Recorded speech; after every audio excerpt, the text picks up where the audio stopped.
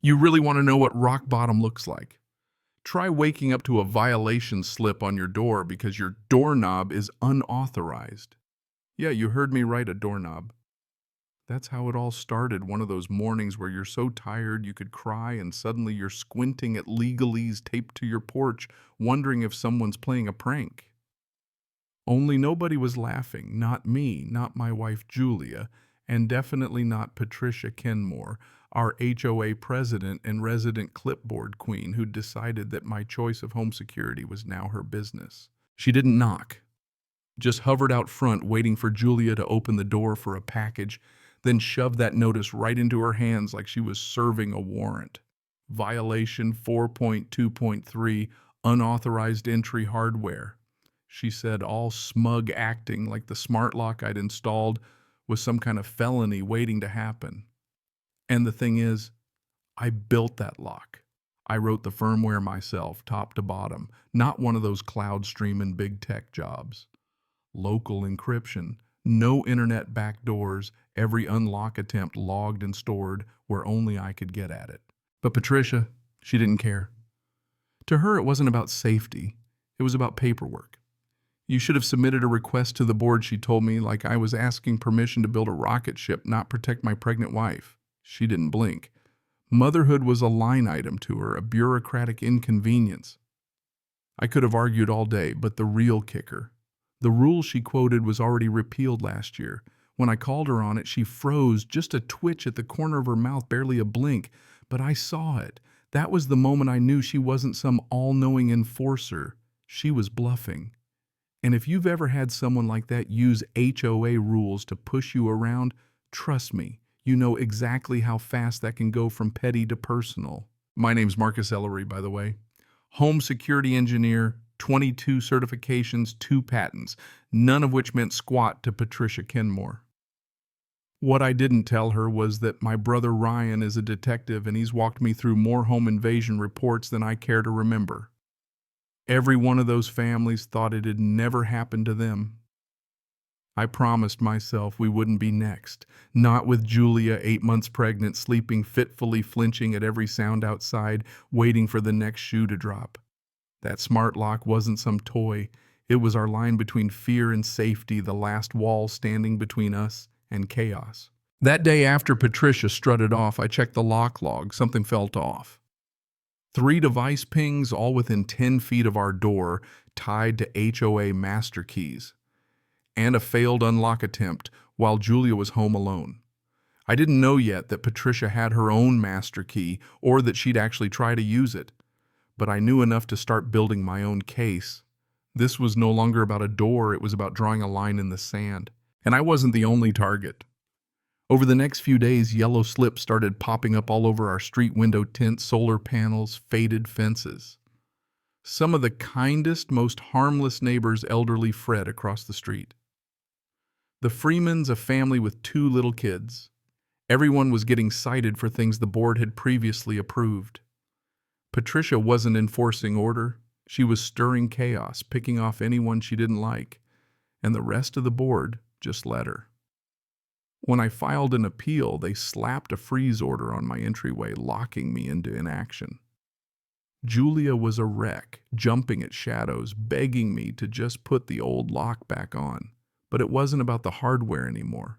It was about principle, about not giving up ground to someone who only saw rules as weapons. A few nights later, Patricia's car parked outside, engine idling, lights off. I watched through the peephole, not moving, just waiting. When she finally left, it was past midnight. The next morning, Julia found a second final warning letter jammed into the door. No signature, no date, just an anonymous threat. That's when I felt it, that cold, clinical kind of anger, the kind that doesn't spike, just simmers. I checked the logs, same device, same failed attempt. I encrypted everything, set up hidden tripwires in the lock and hallway cam, and didn't tell Julia. She needed rest, and I needed to be ready. Then I ran into Elliot Garner, our HOA treasurer, at the mailbox. He looked rough-eyed, darting hands, shaking. "She's not asking permission anymore," he muttered. "Half these fines never got a vote. She just does it." And that's when it hit me. Patricia was acting alone. Even her own allies were scared. Elliot wouldn't hand over evidence, not yet, but I could see the cracks forming. At the next board meeting, Patricia ran the whole show solo. Not one person asked about Elliot's absence or the avalanche of new citations. She acted like nothing had changed, but the tension in the room was thick. Afterward, I caught Elliot in the parking lot. He confessed Patricia had inserted a key directive into the emergency access policy, giving herself sole access to all master keys supposedly for health checks. No oversight, no logs, just her word. She'd even used one on our house, he thought, but couldn't prove it. I asked for any record, anything at all. Not yet, he said, but I'll see what I can do. I went home and told Julia the truth. I think she's got a key, and I think she used it. She squeezed my hand silent, her eyes drifting to the nursery door, crooked little plaque and all. I made a decision then. If I got even one piece of evidence, I'd call Ryan in, bring in the one authority Patricia couldn't scare. I didn't say it out loud, but she must have seen it on my face. Then came another citation, excessive digital surveillance presence, as if security was a crime. The language was so vague it might as well have been written in crayon. Julia started locking the bedroom door even when I was home. I reinforced every sensor, double-checked every log. That's when I noticed the fresh scrape on the door frame, a tool mark right at the lock. 3 days prior, another failed unlock. During the day when Julia was alone, my stomach dropped. I went nuclear full-spectrum logging pressure sensors in the hinge backup latch hidden in the frame. If Patricia tried again, we'd have proof in real time. Not long after I got a flash drive in the mail, no note, just a plastic shell. Inside, a photo of Patricia in the HOA storage room, keys dangling, timestamp matching my logs. A calendar entry for a routine perimeter check never voted on. And a secret audio clip, Elliot whispering, Patricia snarling, "It's not a home. It's a threat pretending to be compliant." That was it. Game on. I called Ryan. He barely waited for the details before he was making notes for an affidavit, criminal trespass, abuse of authority, airtight evidence. 2 nights later, Patricia tried casing our house again, her hand pressed right to the nursery window as if she was checking how quiet it would be to break in.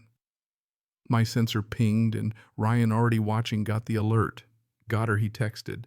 "Warrant signed at 2 a.m. The police hit the HOA office at 8 sharp. Patricia was caught flat-footed, no time to hide the second set of keys, no way to spin the narrative. Word spread faster than wildfire. Neighbors peeked out trading notes, and for the first time in months, nobody was afraid to talk. Elliot showed up at my door, hands shaking, as he handed me the backup key Patricia had given him. I knew what she was doing, maybe not all of it, but enough. And I didn't stop her. He promised to testify. Ryan compiled everything, every log, every timestamp ping, every abusive citation. She's going to try to lawyer up. He warned me. But with this pattern, she's not getting out on a technicality. I gave him my own report. Patricia's device showing up at our property 12 times, half of them in the dead of night, always right before another bogus citation. I prepped a neighborhood-wide sensor system just in case and waited for the showdown. At the next open HOA meeting, I stood and laid it all out. Flash drive on the table. Camera footage, audio, emails, logs, proof of targeted harassment, proof of illegal entries, proof. Patricia had lied over and over. Elliot backed me up. "I've resigned. I'll testify." The room erupted, calls for a vote, someone reading bylaws aloud with trembling hands. Patricia couldn't answer when asked if she'd entered my home without permission or ordered citations without board approval. 35 hands went up for suspension. Officer Delgado escorted her out. It was over. Fred, old cane in hand, stood up and said what everyone felt. She made us think compliance was peace, but it was fear. That ends now. The room applauded. For the first time in weeks, I felt peace. Not silence edged with dread, but real peace. Julia met me on the porch, hand on her belly, and told me Patricia had tried to come by again that morning, but stopped short. "She won't be back," I promised. That night I took down the war protocols, left only what we needed to feel safe. The nursery door untouched, the plaque crooked still ours. 2 weeks later, we brought Evelyn June Ellery home, quiet, strong, gripping Julia's finger tight. The board repealed emergency key access, passed the Ellery provision to protect security systems, added pregnancy protections to the bylaws. Elliot's idea.